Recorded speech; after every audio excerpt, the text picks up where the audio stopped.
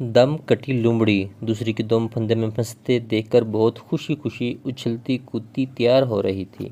السلام علیکم ورحمۃ اللہ وبرکاتہ۔ میں ہوں وجدان مصطفیٰ اور آپ دیکھ رہے ہیں میرا یوٹیوب چینل وجدان مصطفیٰ آفیشیل۔ یہ تھی ہماری لاسٹ لائن اور اب ہم چلتے ہیں اپنی اگلی ویڈیو۔ ناولش کا آتش آج ساتھیہ راجپوت کی جانب۔ حیا بدوقت تمام کمبل پھینک کر اٹھی۔ اسے اور ڈیجے کو صبح خیزی کی عادت تو تھی، مگر ان کی صبح فجر قضا ہونے کے بعد ہوتی تھی۔ اور پھر باغم باغ کیمپس کی تیاری۔ اس نے اپنا لیمو کے رنگ کا زرد فراق پہنا جو ایک دفعہ جہاں کے گھر پہن کر گئی تھی، اور گیلے بال کھلے چھوڑ کر سنگار میں اس کے سامنے آ کھڑی ہوئی۔ ابھی اس نے پرفیوم کی شیشی اٹھائی تھی، بہار عقب میں زور سے چیخی، یہ کیا کر رہی ہو؟ کیا؟ وہ اس کے اچانک چلانے پہ ڈر کر پلٹی۔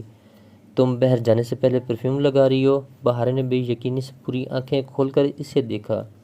ہاں، کیا ہوا؟ عائشہ گل کہتی ہے اچھی لڑکیاں باہر جانے سے پہلے اتنا تیز پرفیوم نہیں لگاتی۔ تم یہ باڈی سپرے لگا لو مگر پرفیوم نہیں، اللہ تعالیٰ ناراض ہوتا ہے۔ وہ بہت خفگی سے ڈانٹتی حیا کے ساتھ آ کھڑی ہوئی اور پھر ایڑیاں اونچی اٹھا کر خود کو آئینے میں دیکھتی سر پہ اسکارف لپیٹنے لگی۔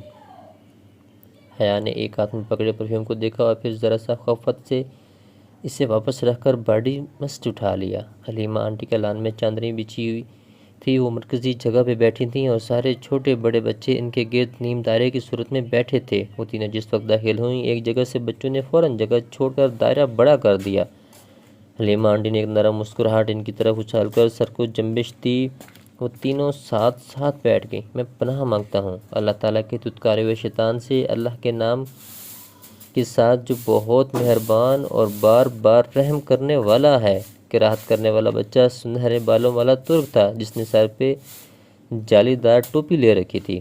باقی بچے خاموش تھے۔ وہ اپنی باریک مدر آواز میں پڑھ رہا تھا، آپ ایمان لانے والی عورتوں سے کہہ دیں وہ اپنی نگاہیں جھکا کر رکھیں اور قابل ستر اعضاء کی حفاظت کیا کریں۔ اور وہ جو جماعی روکتی ادھر ادھر دیکھ رہی تھی ایک دم گڑبڑا کر سیدھی ہو بیٹھی، اور وہ اپنی زینت ظاہر نہ کیا کریں سو اس کے جو خود ظاہر ہو جائے۔ کم سن بچے کی آواز نے سارے ماحول کو اپنی لپیٹ میں لے رکھا تھا۔ ہر سو ایک سحر طاری ہو رہا تھا۔ حیا نے با اختیار سر پر اوڑھے دوپٹے سے کان ڈھکے جن میں اس نے موتی والی بالیاں پہن رکھی تھیں، وہی موتی جو جہاں کی سیپ سے نکالے گئے تھے۔ بہار نے اسے ایک ایک موتی دونوں بالیوں میں پرو دیا تھا۔ تیسرا موتی حیا نے سنبھال کر رکھا تھا اور انہیں چاہیے کہ اپنی اوڑھنیاں اپنے گریبانوں پہ ڈالے رکھا کریں۔ کسی معمول کسی کیفیت میں اس نے گردن جھکا کر دیکھا۔ اس کا شیفون کا دوپٹہ سر پہ تو تھا مگر گردن پہ اس نے مفلر کی طرح لپیٹ رکھا تھا۔ قدر خفت سے اس نے دوپٹہ کھول کر شانوں پہ ٹھیک سے پھیلا کر لپیٹا۔ پھر اس وقت سوائے حکم ماننے کے اس سے کوئی چارہ نظر نہیں آ رہا تھا۔ یہ عائشہ گل کی باتیں نہیں تھیں جن پہ الجھ کر ان کو ذہن سے جھٹکا جا سکتا تھا۔ یہ حکم بہت پسمانوں سے آیا تھا، وہاں سے جہاں انکار نہیں سنا جاتا تھا، جہاں صرف سر جھکایا جاتا تھا۔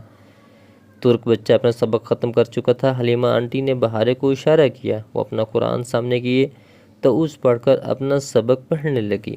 اللہ نور ہے آسمانوں کا اور زمین کا، اس کے نور کی مثال ایک طاق کی طرح ہے جس میں چراغ ہیں۔ چراغ فانوس میں ہے، فانوس گویا ایک چمکتا ہوا تارا ہے، وہ ایک بابرکت زیتون کے درخت سے روشن کیا جاتا ہے، نہ مشرق ہے اور نہ مغربی، قریب ہے کہ اس کا تیل روشن ہو جائے اور اگرچہ اسے آگ بھی نہ چھوئی ہو۔ نور ہے اوپر نور کے، اللہ اپنے نور کی طرف راستہ دکھاتا ہے جسے وہ چاہتا ہے۔ لان میں ایک دم بہت سی روشنی اتر آئی تھی، جیسے چمکتا چاند پورے افق پہ چھا گیا ہو، جیسے سونے کے پتنگے ہر سو آہستہ آہستہ نیچے گر رہے ہوں، جیسے نیلا آسمان سنہری کندیلوں سے جگمگا اٹھا ہو۔ وہ اس طلسم میں گری سحر زدہ سی ہوئی سنے جا رہی تھی، بہاریں پڑ رہی تھی، اور وہ لوگ جنہوں نے انکار کیا ان کے اعمال ایک جٹیل میدان میں سراب کی مانند ہیں۔ پیاسا اس کو پانی سمجھتا ہے، حتیٰ کہ جب اس کے قریب آتا ہے تو اس کو کچھ بھی نہیں پاتا، اور وہ وہاں اللہ کو پاتا ہے۔ پھر اللہ اس کو اس کا پورا پورا حساب دیتا ہے، اور اللہ جلد حساب لینے والا ہے۔ نیلا آسمان ان دیکھی مشغلوں سے روشن تھا۔ چاندنی کی مشعلیں وہاں روشن نہیں تھی مگر وہاں روشنی تھی، نور تھا اوپر نور کے۔ یا ان کی مثال سمندر کے گہرے اندھیروں کی مانند ہے۔ اور ہم ملتے ہیں انشاءاللہ اپنی اگلی ویڈیو ناول جنت کے پتے از نمرہ احمد۔ اور آپ سب سے گزارش ہے میرا یوٹیوب چینل وجدان مصطفیٰ آفیشل ضرور سبسکرائب کریے گا۔